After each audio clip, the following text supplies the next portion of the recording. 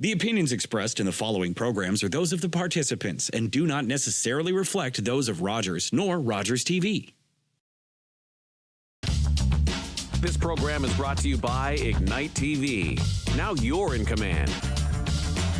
Visit Rogers.com for more details.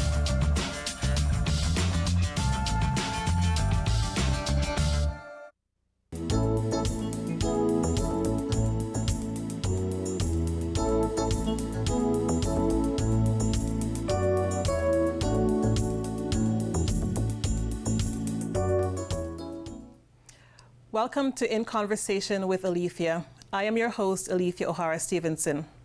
In this show, we'll interview everyday people who are doing amazing and inspiring things in our community. This show's purpose is to educate, empower, and inspire. Today, I'm honored to have our very first guest, Deputy Mayor Steve Anderson, the Deputy Mayor for the town of Shelburne. Before I introduce Deputy Mayor Steve Anderson, I'd like to give you a brief background about him. He is the first Black lawyer in TTC. He is also the first counselor for the town, Black counselor for the town of Shelburne, and of course, the first deputy mayor. He has a track record for doing amazing things in his community, especially his Jane and Finch community where he grew up, as well as the community of the town of Shelburne and overall Dufferin County. So please help me welcome Deputy Mayor Steve Anderson to the show. Welcome. Thank you very much. Thanks for having me. Yes, it is a pleasure to have you on the show, and I'm actually honored to have you as my very first guest. I have to say that the book, Driven to Succeed, I'm excited to read it. You know, I had a chance to go through the very first few chapters, and I can't tell you how inspiring and motivating that book was for me. But my question to you is, what was your motivation around writing this book? Oh, so we're going to get right into it, right? Yes, we're going to go right into it. All right. Yes.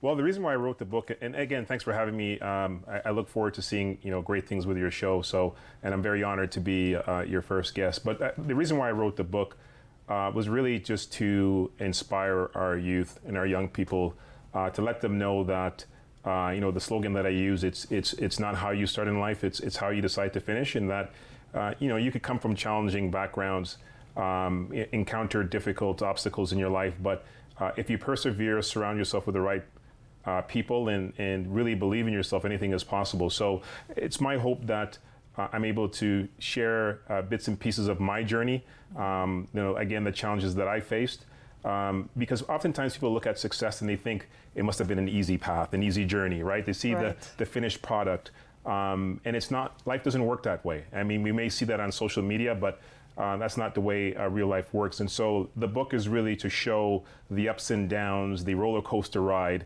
but the perseverance and really getting to that finish line. And even though I've achieved many of the things that you've spoken about, there's still much more to be done. I love that. You touched on the fact that, there were people around you, encouraging you along the way. Who were some of those mentors and role models that helped to shape the Steve Anderson that we see in front of us today? Wow. That's easy for me. It really starts at, the training I got really was at home, right? And really seeing the hard work ethic my mom displayed, single parent household, as you mentioned, growing up in Jane and Finch, 8 siblings in total, and really just seeing her not make excuses for her situation, working hard every day, making sure that food was on the table. So despite the situation we were in, we never felt that we were in need of anything. So having a role model like that in your home and seeing that work ethic certainly really inspired me that no matter what situation and difficulties I would encounter in my life, if I had a similar work ethic like her, that I could overcome. And so having that, certainly having a good family core is important, my siblings. And one of the things I talk about in the book, the importance of surrounding yourself with the right people, with friends who will motivate you, sometimes even have you see things that you don't see for yourself. And that was an important part for me in my journey. Absolutely amazing. And, I love that you're acknowledging those who are there surrounding you and encouraging you along the way, especially how you talked about your mom. when you talk about, growing from the streets of Jane and Finch, and, there is a stigma around, Jane and Finch about, Really? well, the media portrays Jane and Finch in a certain light, right? But would you say Jane and Finch is, what everyone thinks Jane and Finch is? I have my own views. I think there are some, amazing things that come out of Jane and Finch and amazing individuals like yourself. But can you tell us a little bit about what Jane and Finch was like and growing up there, and then we can transition into, TTC and all of that good stuff? Sure, absolutely. Well, the old saying in media is that drama and violence and sex and gore sells papers, and gets people to click on the links to see what's happening. And I think a lot of that certainly surrounds the conversation with Jane and Finch, right? The violence, the gangs, the shootings, as if that's the only thing that's happening in Jane and Finch. I think for those who want to see good, just like in anything else, if you want to see good, you could find it.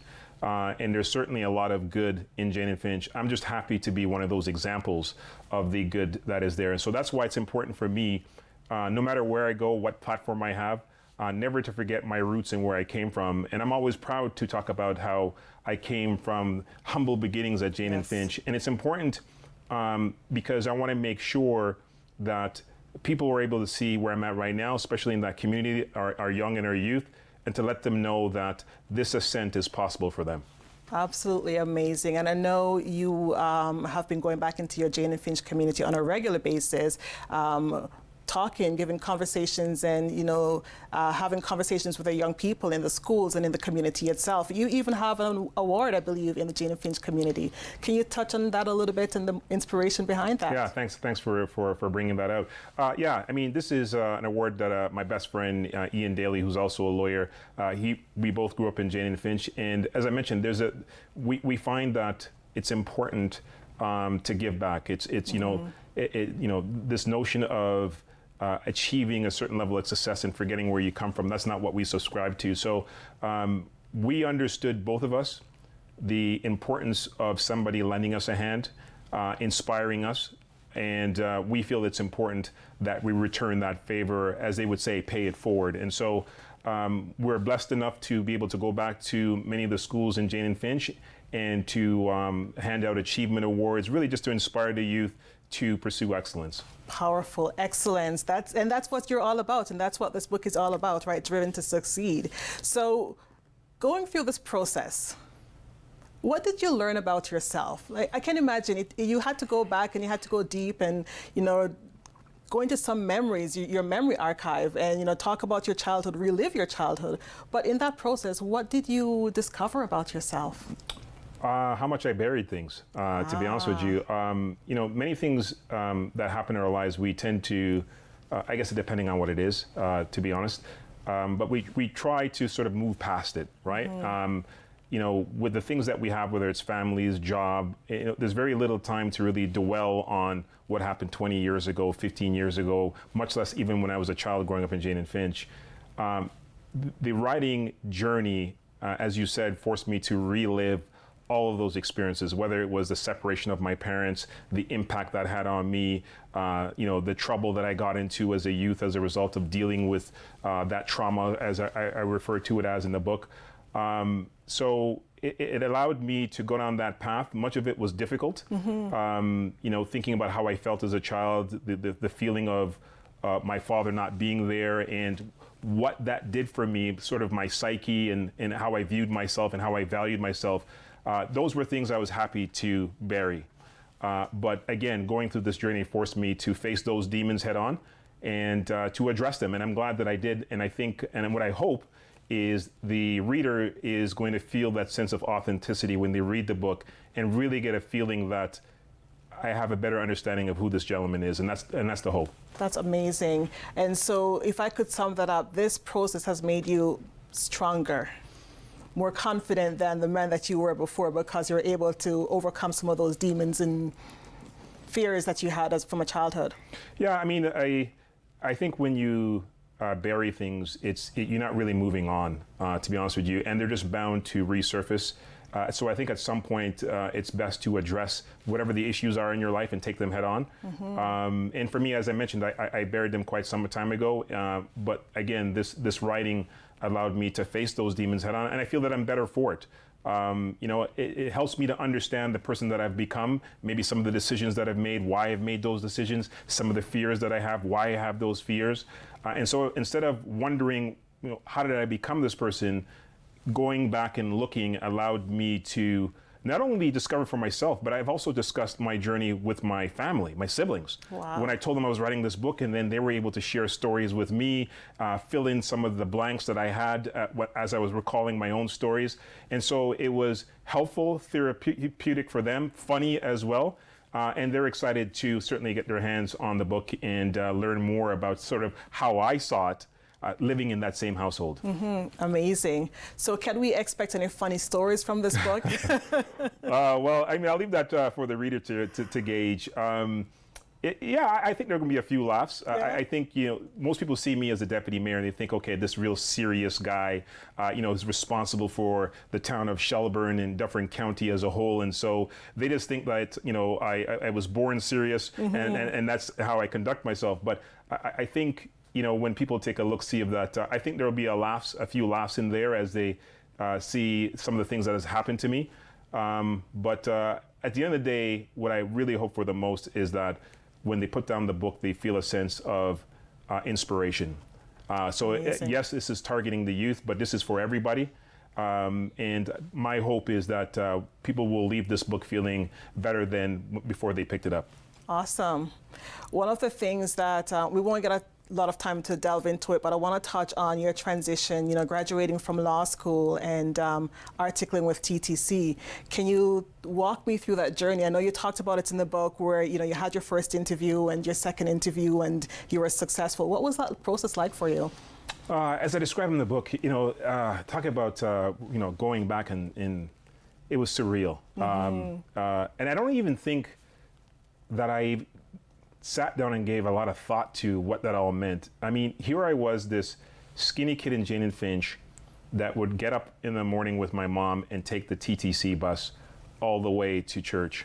And the whole significance of the TTC was just instrumental because it was a vehicle that I was on a lot.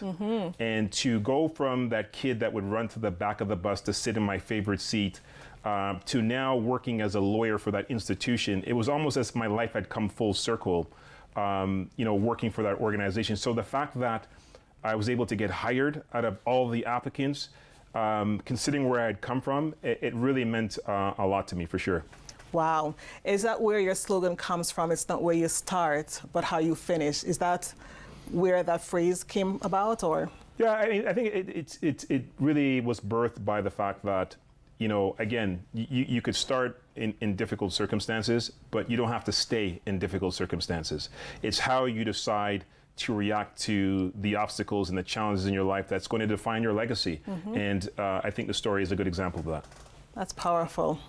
Now, you touched on again the fact that, you had to article for the TTC and, your experiences growing up on the TTC. When you got that phone call to say congratulations, walk me through that moment. What was it like?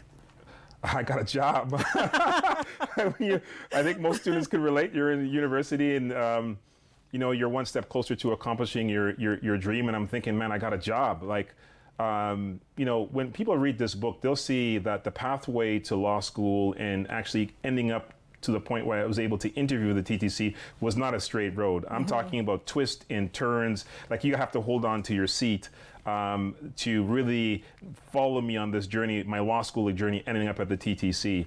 But yeah, it was a really good feeling, again, based on what I've told you before, is that childhood memory. Understanding that I was working for this iconic institution. The TTC is a major brand, not just in Canada, but recognized around the world.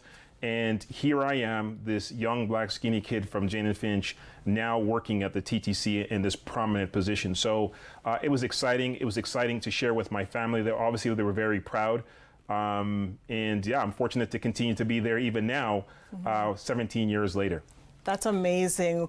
Listen, we're going to continue this conversation after the break. So we're going to take a short break and we will continue with Deputy Mayor Steve Anderson.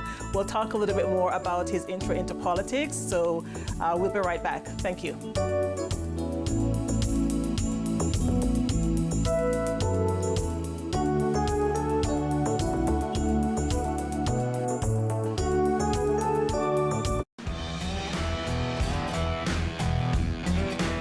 Hi there, I'm Mark Grice, and I hope you'll tune in to Mark Grice, the artist, right here on Rogers. You'll see me take a photograph like this and turn it into a painting like this. I'll give you all the tips and tricks that you're going to need to make successful acrylic paintings on canvas. It really is the hottest show on Rogers TV.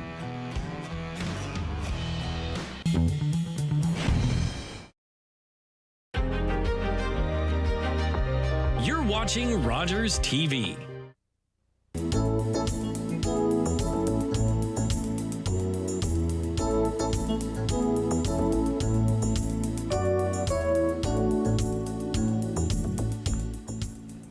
Welcome back to In Conversation with Alethia. I am here with Deputy Mayor Steve Anderson, and we're going to talk about his intro into politics. So welcome back, Steve.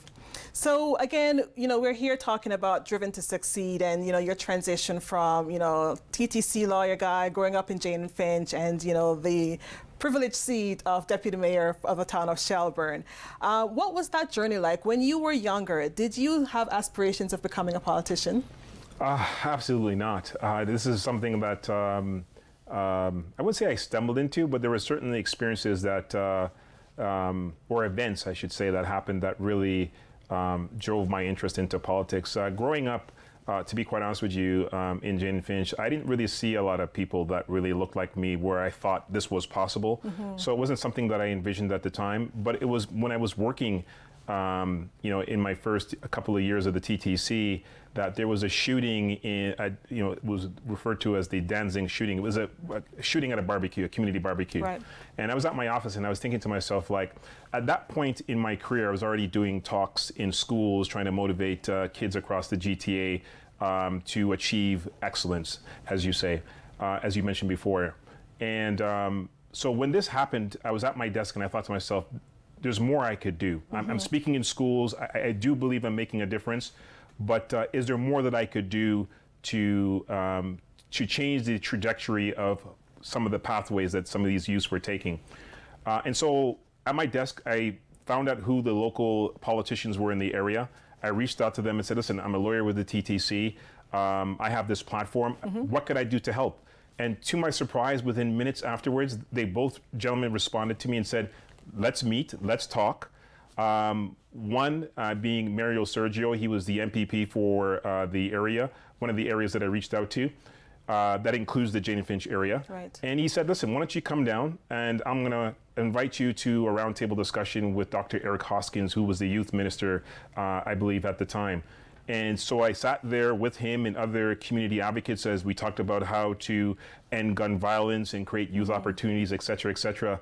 And it was really that experience and sort of seeing how the political process, the political platform could really impact the lives of a lot of people. And I thought, you know what, this is something that I could potentially do. I was certainly interested in. And then years later, it just so happens that I ended up being a politician myself. That's amazing. Talk about foreshadowing. You've put it out there into the universe, and here we are today as a deputy mayor.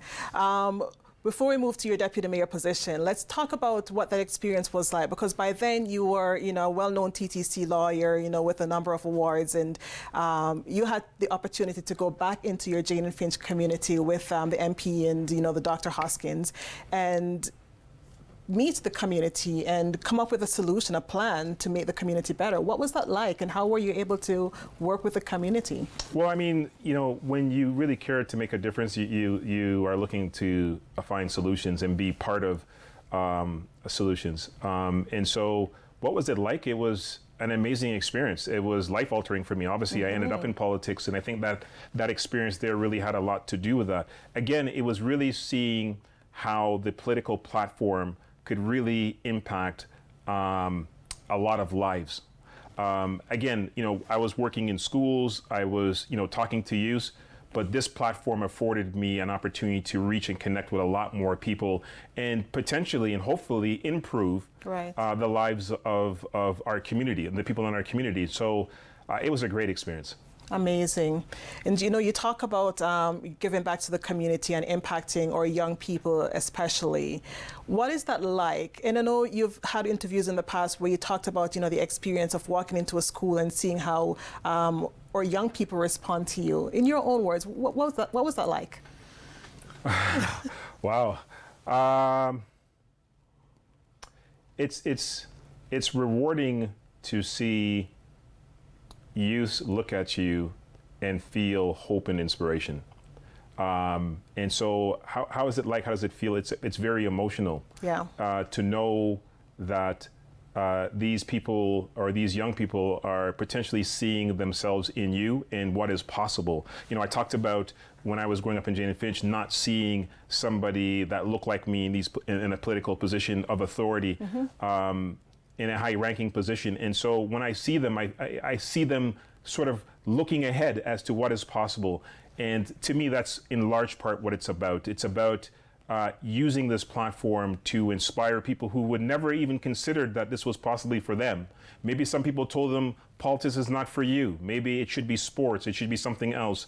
And I'm here to tell any of those individuals that this is an opportunity. If you want it, you could get it. Absolutely. And not just in politics, right? If you want to be a lawyer, right, you can absolutely become a lawyer, because here you are, you've done it. And if I'm not mistaken, it was a high school teacher that encouraged you on the path to become a lawyer too, right? Yeah, it was a grade 11 teacher. And again, the power of influence. Yes. And this speaks to why Ian and I go back to the community, because somebody both gave us a hand to say, you could do it. And it changed the trajectory of both our lives. Both of us became lawyers. And so we understand that power, and we want to make sure that we're using that power appropriately, going back and inspiring others. So yes, it was a grade 11 teacher. Law wasn't something I was really considering at the time. I had a whole bunch of things in my mind, becoming a bus driver, you name it, real estate agent. And it was that grade 11 law teacher that pulled me aside after class one day and said, Steve, you know what, I think I'm pretty confident, just the way that you are, your demeanor, the way you're working, how you're grasping the material, I think one day you'd become a really good lawyer. And hearing that changed the trajectory of my life, because she said it with such conviction that I believed it myself. And from there, it was putting the pieces of the puzzle in place to see how I could go about accomplishing that. Wow. Again, it also speaks to the role that our educators play in our young people's lives, right? You have the power to positively impact and shape their future. So it's very encouraging and inspiring to hear that. Yeah, shout out to all the educators. Yes, for sure. Of course.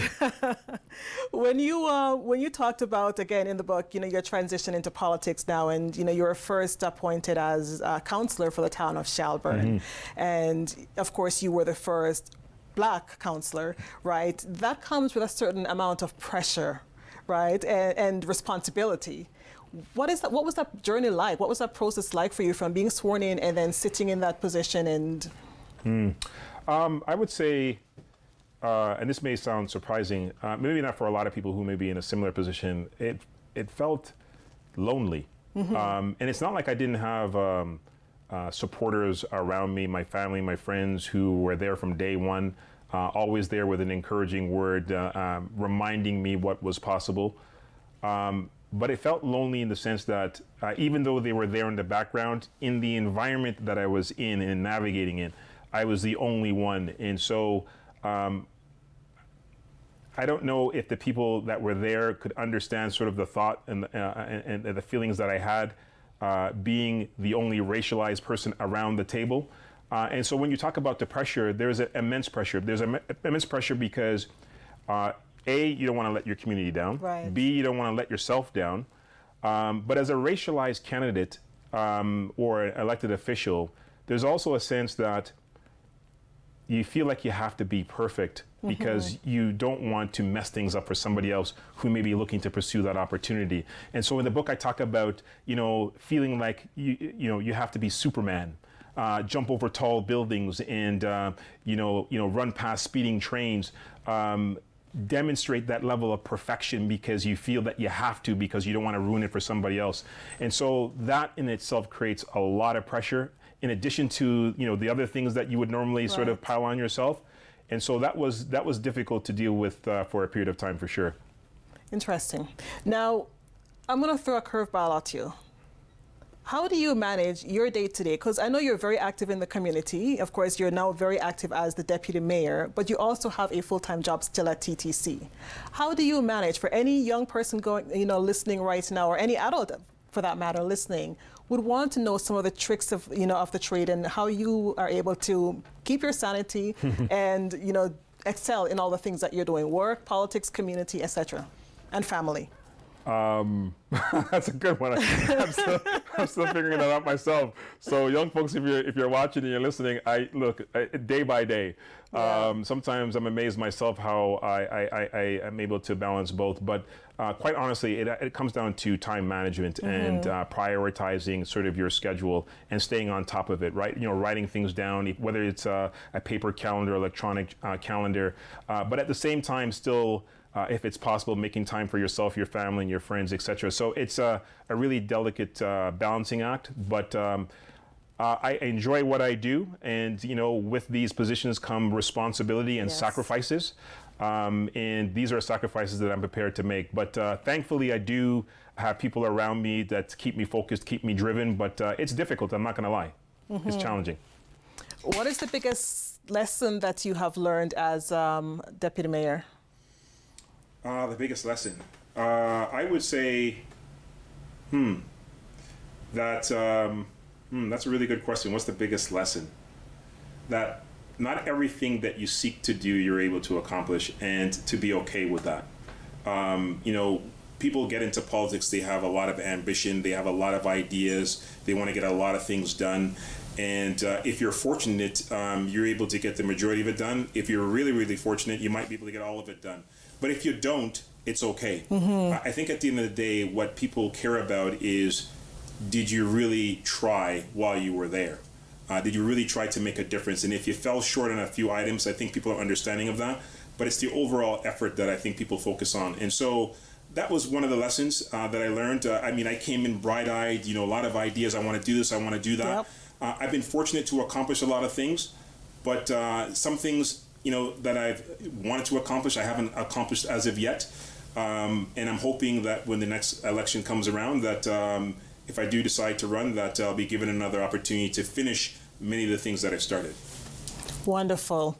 We're coming up towards the end of the show, and, I feel like this show can continue on for another hour, but if there's one lesson, one advice that you would give to any aspiring lawyer or even politician out there, what would that message be? Believe in yourself. And, no matter what anybody says, people who may try to impose limitations on you, you may have some self-doubt for whatever reason, because, again, where you live, your family circumstances, your social, economic status, and you may think these items are not for you or these positions are not for you. And I'm here to tell you that they are, and I'm a living example of that. But it has to start with a sense of belief that regardless of what your circumstances look around you, you still have to stay focused on the prize that you want. And if you're determined enough and you're strong enough and you're eager enough, you will get it. Wow, absolutely powerful. Thank you so much, Deputy Mayor and Steve Anderson, for joining us tonight. And if I could sum up everything that you have just said in just a few words, believe in yourself and you can achieve, right? Don't let others set limitations for you. So go out there, put your dreams out there into the universe, everyone, and conquer the world. Thank you so much for joining us. It was an honor to have you on our show, and look forward to having you again sometime in the near future. I look forward to that. Thank you very much. Wonderful. Thank you.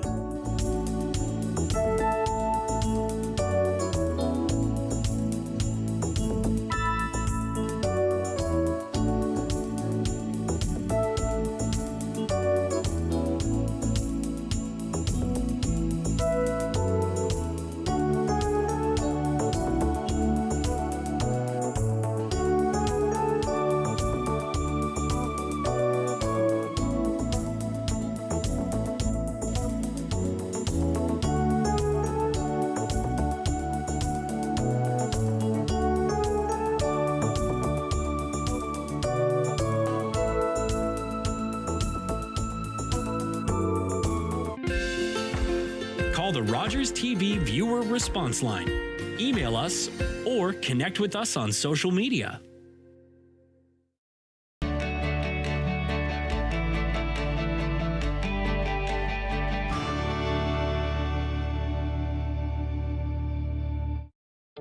There's no greater support than a loved one's embrace. When you participate in the Kidney Walk or support someone who does, you're showing your loved one you've got their back.